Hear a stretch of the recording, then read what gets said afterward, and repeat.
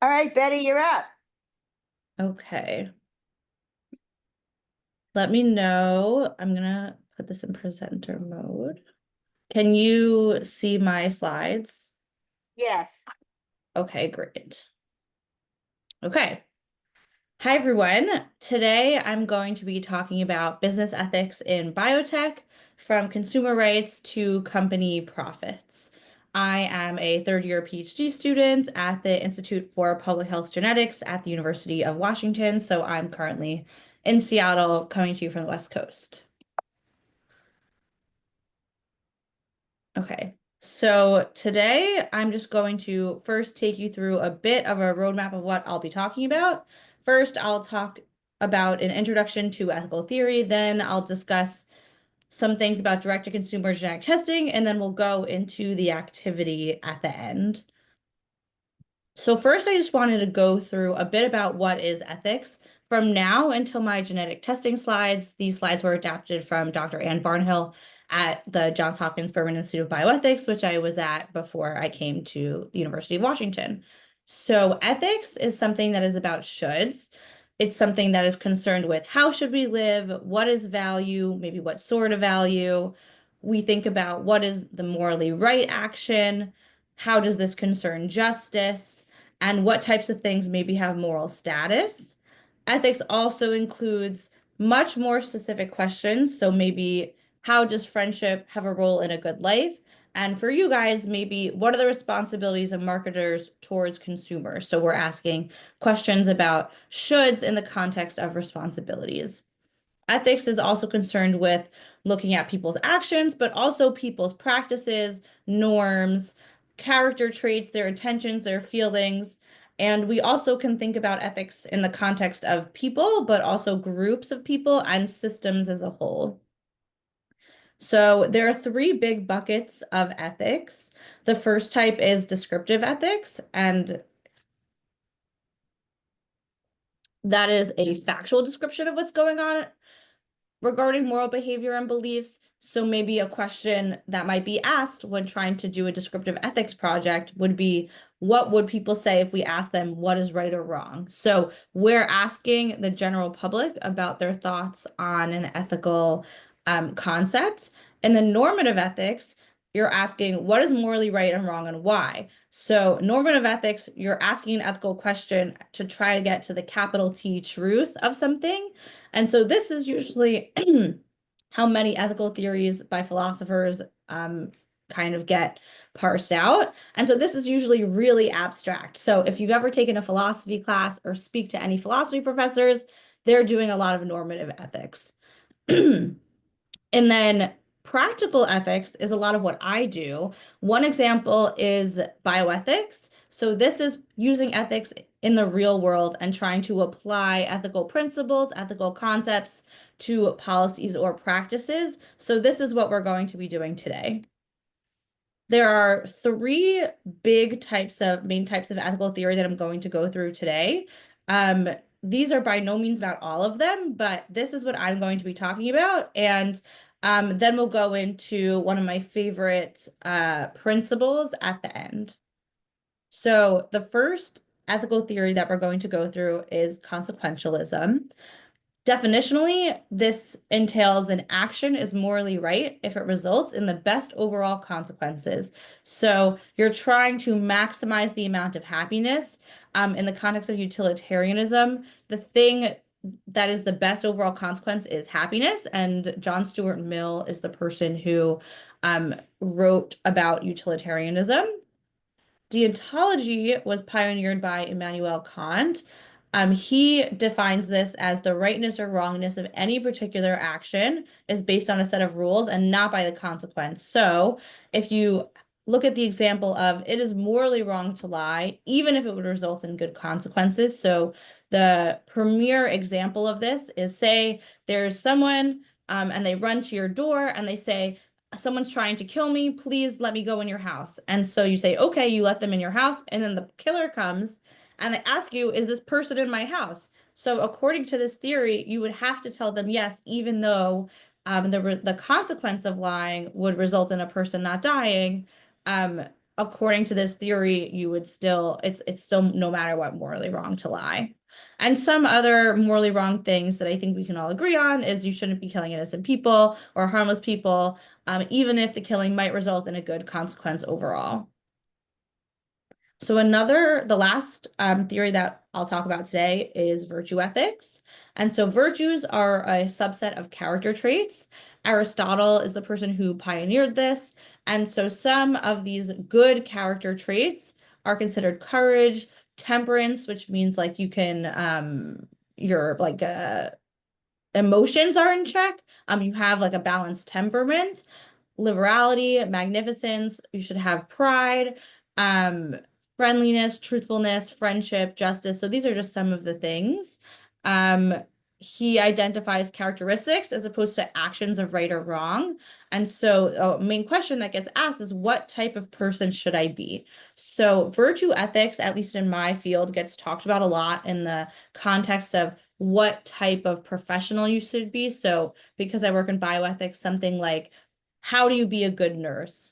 What are some of the characteristics a nurse should have or a doctor should have? And so in your field, maybe you're thinking about this in terms of what type of marketer should I be? What characteristics should I have? Similarly, on the business side, from the business perspective, what type, like how should I be conducting my business? What CEO should have X characteristics?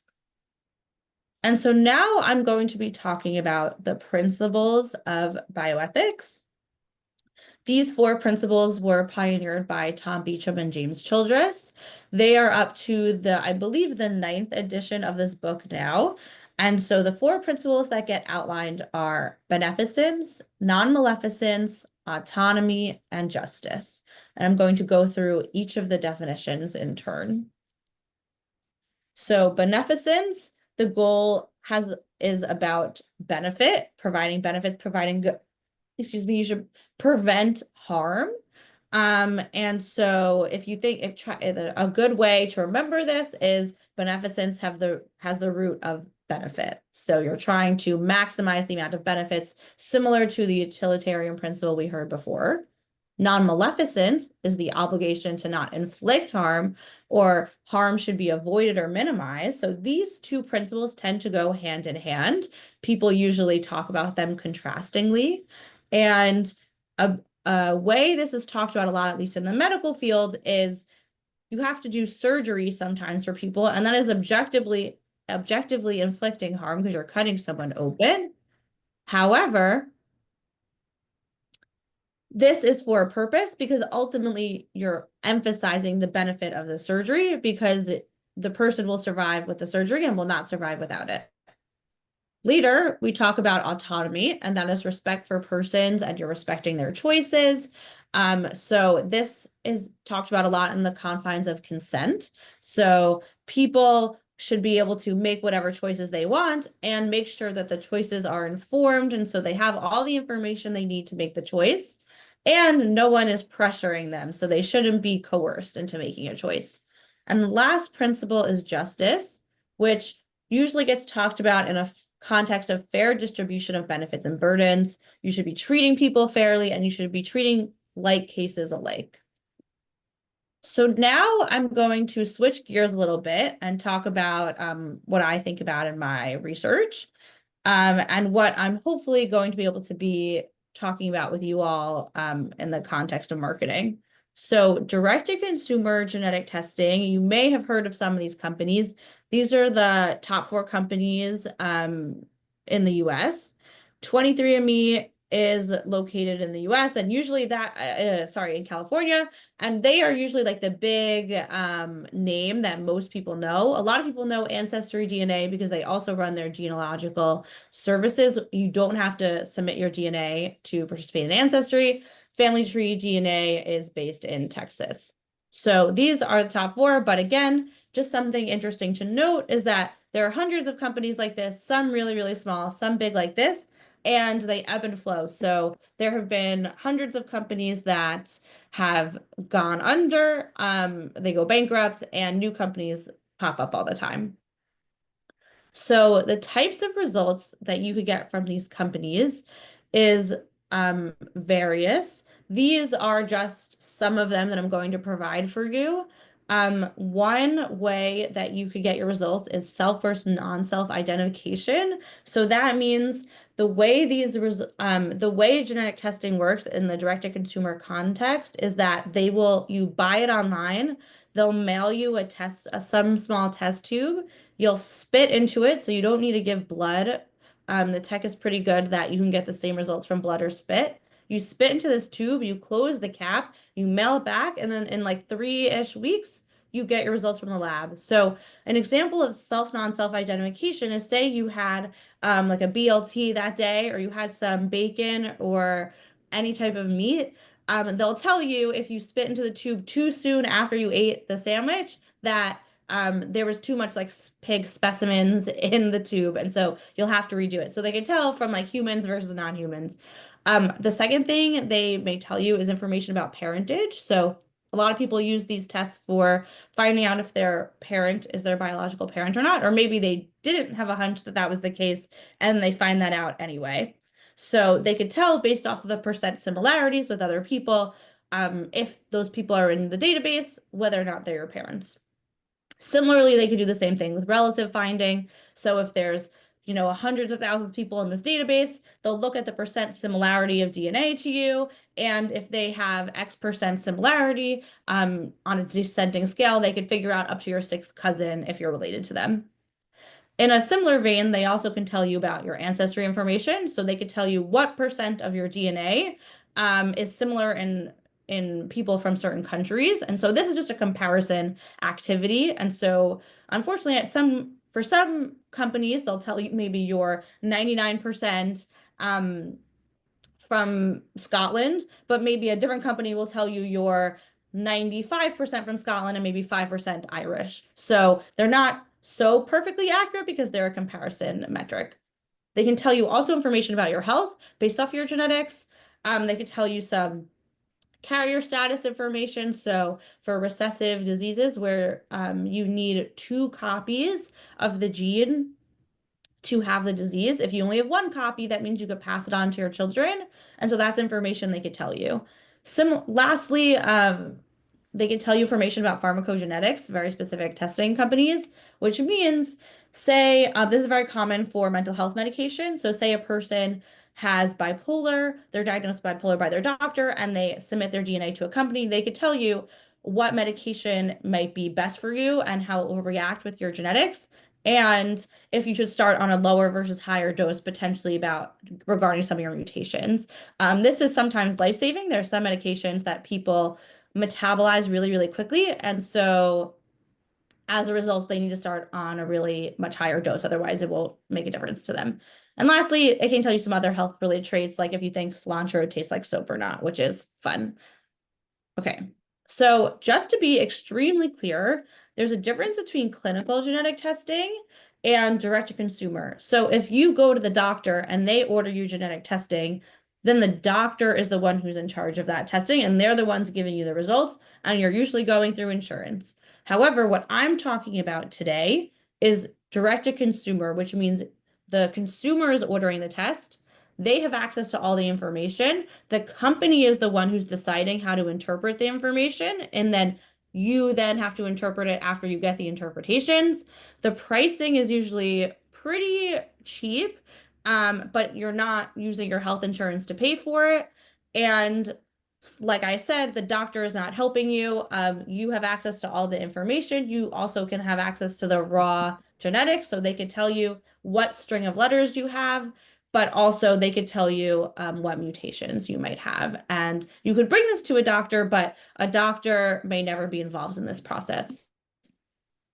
What's interesting from a marketing and business perspective is that the cost of analyzing someone's genetics, and here we're using the human genome, so that's every string, every letter you have in your genome, has really decreased in cost. So in 2001, was the Human Genome Project, and it was a really high number, as you could see, and it has decreased. This chart right now only goes to 2020, but you can that was at the time about $1,000, and it's kind of hovering at that point. So these genetic testing companies I'm talking about usually just some of your genes they're looking at. But if you want to do whole genome, it's around $1,000. And the point of this is showing that Moore's law, which means like advanced computing techniques and pricing, is at this steady decrease in price, but the cost of analyzing the human genome has completely surpassed that.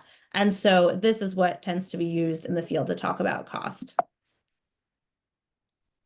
Okay, something important to note is that especially originally in 2010, when some of the big sales were going on, people could buy these tests for $99. Originally it was $499. Right now, you can still buy the test when it's on sale for $99. The cost waxes and wanes.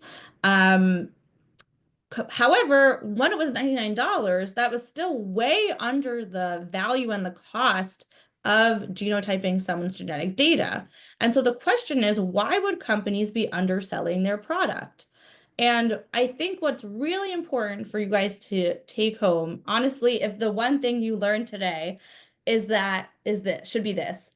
23andMe's real product is not the test kits they sell, which are often at cost, or even they're losing money for them, but rather you are the product. So the data they get from you, they are able to then sell to pharmaceutical companies. And their hope originally was that the 23andMe would be making so much money from doing this that it would offset the small losses from the test kits. Just some food for thought. 23andMe is doing pretty poorly now. They laid off like 40% of their staff. Their stock price is really, really low. And the CEO is trying to take the company back from public to private. And so this company is actually having a hard time staying afloat. So something interesting that I think we should talk about is the seasonality of these companies' popularity over certain sale times. So as you could see in this graph, this is from Google. If you type in a term, it could tell you how popular it is when someone searches it. And during Thanksgiving or Christmas, or maybe some holidays in April, like Easter and Passover, there are some spikes in when people Google these things. And this usually corresponds to the big sales that are going on during these holiday times. So I just wanted to show you some ads based on holidays. So if you see in the top left. Something here. Based on my research on gift giving, nobody likes to get one of these kits as a gift. They feel like it's invasive, and that you see people saying like, well, my mother-in-law got me this gift because she wants to know where I'm from and who I am, and I think that's really invasive. Or they want to make sure that, they're trying to figure out if my husband's really the father of our kid. Nobody likes to get these as a gift unless they've actually stated that they themselves are interested. It seems like a very invasive, obnoxious gift. That's what my research shows, like the intersection of our research. Yeah, I will say when the gift is given to you from someone close to you, especially if they know you're struggling with how you're connected to your family, then in that case it is a valuable gift and people do use it. So here in the left, this is a Thanksgiving related ad. Then there's one about Christmas in the top right, and then the bottom has to do with Hanukkah. They have some dreidels here. Then Ancestry DNA has also some holiday specific marketing. On the top left, they talk about this in the context of Valentine's Day. And then on the top right, they talk about DNA testing in the context of Mother's Day. And then on the bottom, it talks about Father's Day. And just interesting to me because as I'll talk to you about in the next few slides, this information can really blow up your family. So say you get this kit for your mom for Mother's Day, and then you find out that there are all these half siblings, maybe there's some infidelity going on, and now this has blown up your whole family on Mother's Day. So just something interesting to talk about in the context of these ads, because they're not really thinking about the implications for people when they do this testing down the road. So as we'll see, this Think slide. about it. You do this test, you give your mom this gift, you do the test, everybody in the family does it. Oh, how fun, we're gonna find out where we're from. But you actually find out that your father has a whole bunch of other children that have also randomly done the test. And now you find out this information that, people were trying to keep secret because nobody really wants to talk about that. And so, yeah, it blows up your family. And there's a lot of indication that that seems to happen. That seems to happen. Yeah. Okay. So one example of this is, so a donor conceived person talks about this on her blog. So a donor conceived person means that one of your parents either donated a egg or a sperm, so from mom or dad, and they note that especially during these cyclical advertising and Black Friday sale times, that you come home for Christmas and someone does this test, and now all of a sudden the website repopulates and you have like 10 more siblings, that have siblings that you didn't know about. So she says it's siblings season for us at Donor Conceived Person. So just something to think about, that every year people who do 23andMe or Ancestry.com, maybe they did it 5 years ago, and each year there usually is a repopulation of a bunch more people. So as we think about this, I wanted to point out some ways these direct-to-consumer genetic testing companies partnered with other organizations to market their product even better. So this example was when 23andMe partnered with Airbnb. They wanted to show that from the results people get, so maybe it says that you're 85% from Spain, so they will then give you a curated list of places you should go to, kind of like a heritage trip to go where your DNA is linked to. And oh, there should be, here we go. These are more images that try to help you find the places you are connected to, and you connect your ancestry results from 23andMe to the Airbnb website, and they curate this list for you. And 23andMe's CEO and founder was excited about this partnership. So this is just one example of how companies can partner together by sharing some data. Spotify and Ancestry.com do also try to partner with each other. They would create playlists based off of the companies that were listed on your ancestry report. They would give you music from these places. I will say that there was a lot of backlash on this. People felt this was extremely racist. And this stopped pretty quickly. So people were really thought originally maybe this would be interesting, but the consumers were unhappy about it, and Ancestry DNA responded accordingly. So I kind of touched Like on, it says you're from, you've got like you're from Africa, and oh, let's give you all of this music that you should listen to. Or maybe, you're from the Middle East, and let's give you all this music to listen to. People didn't like that. yeah, they just thought like this was pushing the envelope a little too far. So in terms of the US market, like I spoke about before, these companies, some of they wax and wane of how well they're doing, but some of these companies weren't doing so well at one point. Um, what's interesting to know is at one point, 23andMe kind of cited that the reason they weren't doing so well was because of the consumer base's privacy concerns. So I think this is important to show that the consumer base has a lot of power, especially when the company is one that only is as successful as consumer involvement. So consumers felt like there was a lot of DNA privacy concerns. There was a data breach. I want to say about a year ago, where over 6 million people's data was breached. And so people were really nervous about that and unhappy about that. And I think what's also interesting is the Pentagon in 2019 issued this warning that said, if you work in the federal government, you are not allowed to take these types of tests because of the risks to people because of the data breaches. So something to think about when the US government puts out a statement that is directly kind of attacking your company. How do you really move forward from that? Additionally, Ancestry DNA is also waxes and wane, doesn't always do so well. A lot of the early adopters did the testing, and so now it's kind of a saturated market. So both of these companies, their business model is that you buy the kit and it's a one-time purchase. So all of the people who were interested and excited about this, eventually they will have bought the kit, and maybe it'll plateau how often people are buying the test kits. And so some companies are now trying to add additional price points. So you can now buy like extra data accessibility. You can buy some plans. And so they're trying to integrate other ways for people to be spending money at their company, but it's proving to be difficult.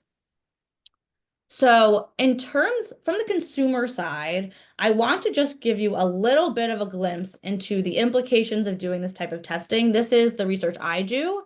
Um, a lot of these companies offer a relative finder, like I kind of talked about before, but it's really just an advanced paternity test. They're just trying to see what percent you are similar to all the people in the database. This happens, it's not just with the dads. So sometimes even moms find out that due to IVF mix-ups that they are not the mother of the baby either. So there was a article in the news in the past 2 months about an IVF baby switch. And so they found this out, and it was pretty traumatizing for the parents. Additionally, there are these stigmatized experiences that kind of come out due to genetic testing, like secret adoptions, and sometimes having affairs. And so this is just a brief chart about some of the consequences that come out when you do direct-to-consumer genetic testing.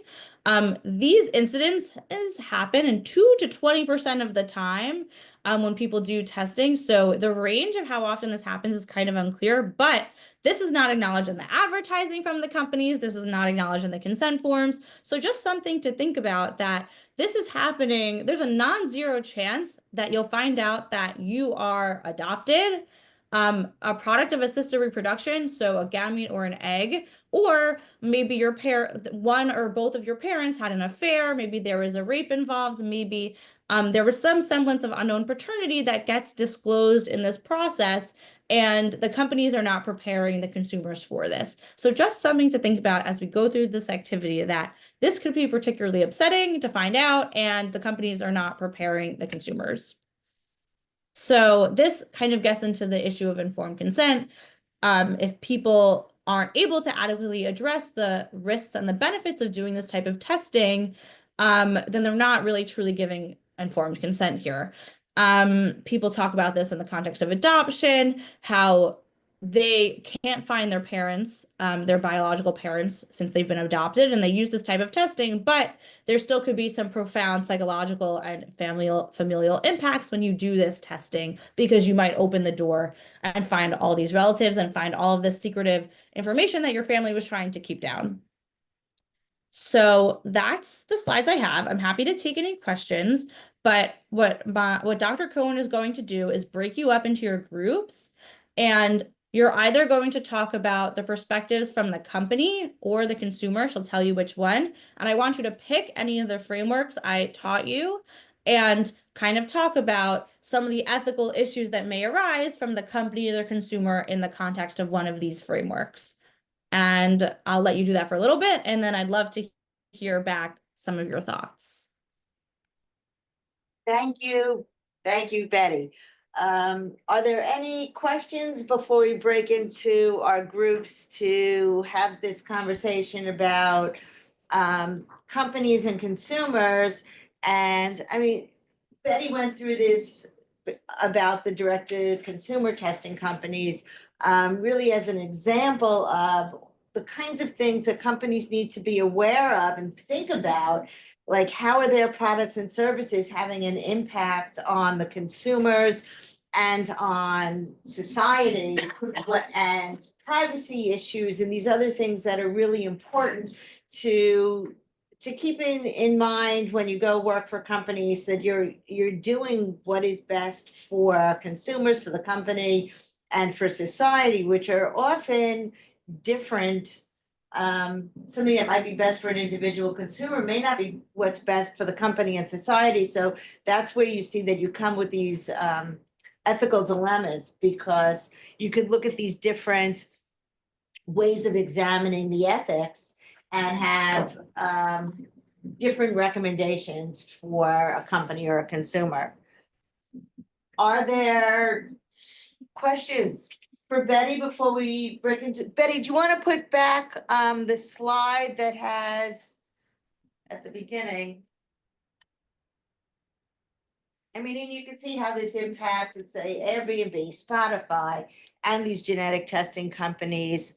Yeah, we can look at these and talk about from a company perspective and a consumer perspective. And so get it to your groups. I would say on this side of the room, look at it from the company perspective, and on this side of the room, you could look at it from the consumer perspective and pick one of the principles to try to give recommendations and an understanding of which way, what they think they're doing, and some of the examples that Betty gave during this discussion. And if you have questions, all right, so break into your groups and talk to each other.